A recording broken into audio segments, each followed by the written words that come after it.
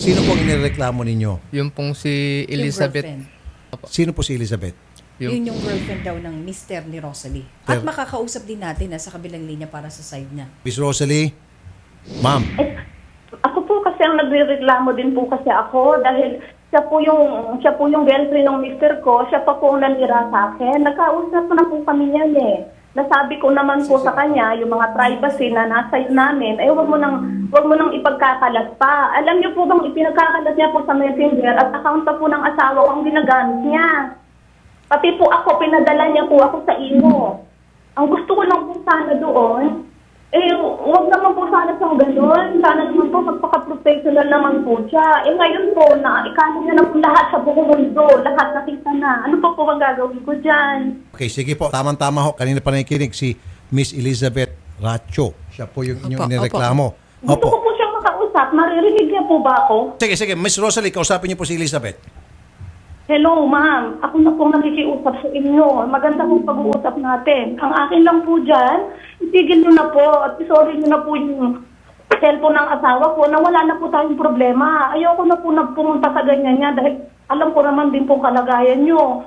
Kayo na nga lang po ang sa akin na ikinalat yung lahat. Ang dami na pong nagme-message sa akin na puro pangit ang sinasabi. Alam niyo po, matinong tao po ako dito sa Jeddah at matagal na po ako dito. Wala pong ginagawang masama. Kaya please, isorry nyo na lang po yan. At pareho na lang po tayo magpatawaran. Yun lang, wala nang iba.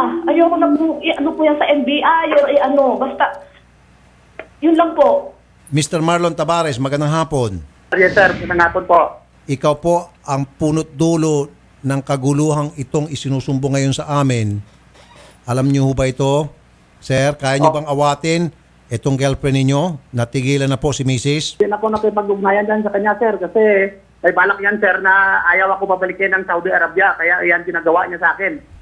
Yan si Elizabeth, gumawa ng hindi maganda. Sige po, ang gagawin po namin, Miss Rosalie, kami po mismo pupunta po sa eskwelahan kung saan nagtuturo po itong si Miss Elizabeth. Salamat po sa inyo. Opo. At kukunin po namin yung cellphone. Sige po. Marami po salamat sa inyo, Diyos ko. Hindi ko po alam na mangyayari sa buhay ko. Ganito. Sige po. Gagawin po namin lahat para matapos na po itong gulo. Marami kasi mga netizen, yung mga nanonood ng Raffy Tulfo in Action, humihingi ng update tungkol dito. Ito po yung OFW na nasa ibang bansa ngayon at pinapunta yung kanyang kapatid para kunin yung cellphone ng kanyang mister sa isang guro. Si mister at saka si guro ay may relasyon. At si guro ay naninira sa social media gamit ang Ni cellphone. Marlon. Okay, at si mister at saka si teacher tapos ng relasyon. Okay, however, para hindi na pa madugtungan yung paninira sa social media dahil ginagamit yung cellphone, gusto ni mister na mabawi yung cellphone. At yun din ang gusto ni Mrs. Okay? At ginawa natin ng paraan, tinawagan natin si teacher noong una, nagdidili-dali siya because she still has to consult her lawyer. Eventually, napapayag natin na ipadala na lang yung cellphone dito sa atin hanggang sa pumayag na yung si teacher natin. At ito na nga, dumating na nga yung cellphone. Tinupad naman. Gayon pa man tayo nagpapasalamat kay Elizabeth Racho, yung guro sa Toboso Elementary School dahil ipinadala niya na yung cellphone tulad ng kanyang ipinangako. Sabi niya matapos daw niya kausapin yung si lawyer, papadala din daw niya. Ito na nga. Okay, bigyan na natin.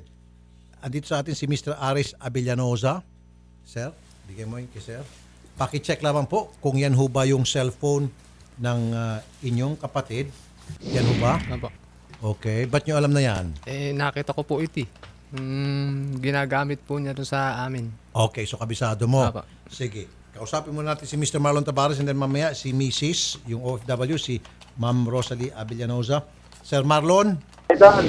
Opo, ipinadala na po ni Miss Elizabeth Racho yung inyong cellphone. Andito na po sa amin. Okay. Maraming salamat, kuya, po sa tulong ninyo. Opo, itinang-over ko na po sa inyong kapatid. Binalik niya yung cellphone ko at Tigilan niya ng pagsinungaling, Kuya Rape. Tapos na ho yung problema nyo kay Miss Elizabeth. Tama? Oo, maraming salamat, Idol. Sandali lang po. Kausapin naman natin yung inyo pong misis, si Ma'am Rosalie. Hello po. Magandang hapon po sa inyo, ma'am. Magandang hapon din po sa inyo. Ma'am, andito na po yung cellphone ni Mister. Ito po yung isa sa mga request nyo na sana mabalik na po yung cellphone para matapos na ho yung gulot. Madugtungan pa yung paninira sa social media. Sana po magagamit pa po yan. Sana hindi niya po sinira. Nasira ba, Mr. Aris Okay po. Villanosa? Gumagana naman? Gumagana po siya. So Okay. may SIM card May SIM card. Yan, pakita. Pakita. Okay. So, Ma'am Rosalie, gumagana daw po yung cellphone. Salamat naman po sa kanya. Tinupad niya po kahit po. Basta ho, pinatawad ko na siya.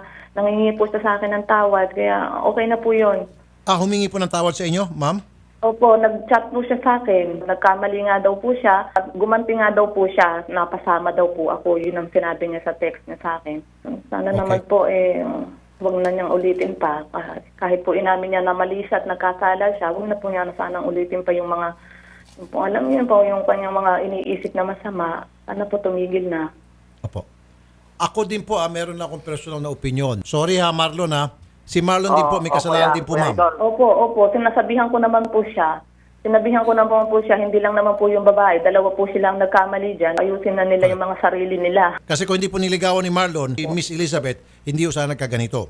Oo So nga dapat po, po, kaya pareho nga po. silang sisihin. Pagsabihan nyo rin po Opo. si Sir Marlon na wag din ulitin. Opo, sinabihan ko na po sila. Sana nga po, wag na po silang uulit pang muli. Mr. Marlon, ano masasabi mo kay Mrs.? Sige, mag-sorry ka kay Mrs. Langga, hingi ako ng sorry sa inyo. Hindi naman ko na uulitin yung mga ganyang bagay. Magbago na rin ako, Langga. Nandito rin ako sa pamamahay mo. Maraming salamat. I love you. Ma'am Rosalie, Opo. narinig niyo po yung pagsusorry po ni Maraming Sir Marlon. pong salamat sa inyo. Maraming salamat sa tulong nyo at napaliniwagan ng problema namin mag-asawa. Maraming salamat.